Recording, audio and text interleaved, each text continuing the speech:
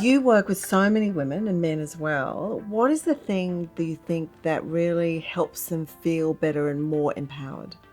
Well, it's the little things like doing your eyebrows. You know, every time a client comes in, walking out, they're always like, oh, I feel amazing again. It's, you know, when your brows are bushy or messy, you feel, you know, it ruins your mood pretty much. And then once you have them done, you feel empowered. You're ready to take on whatever life throws at you.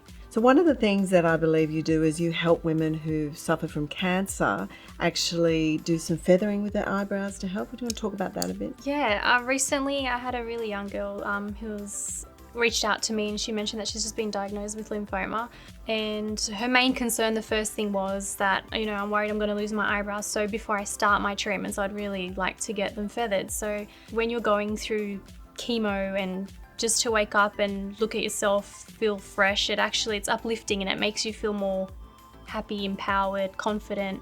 So tell me about the brow lamination, which is the big thing that everybody's doing. So I am proud to say I was the first to bring in brow lamination to Australia, and yeah, I've been holding lamination classes. So brow lamination works with your natural hair and it makes your brows sit upwards in a neat direction. So you get that fluffy effect that you see all over the magazines right now. Yeah. And it really helps with creating symmetry to the brows. It's also known as a brow lift, and that's because once your brow hairs are up, it actually creates an illusion of having the eye area more lifted. Yeah. Amazing. I'm going to try that, I think.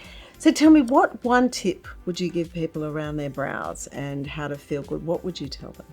I would say to see a brow specialist and not to over tweeze or over pluck, because the thing is, once you start removing hair, it doesn't grow back the same. So if you continue to keep doing that over a long period of time, eventually the hairs become finer and then it stops growing. So you'll lose your shape, and then coming back from that is going to be really hard.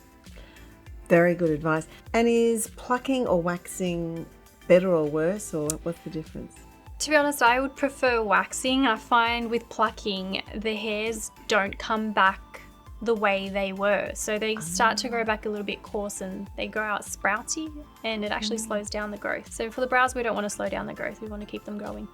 That's great advice. I never knew that, you see, and that explains why I've got so much sprouting happening. Amazing. Thank you so much. Thank you for having me.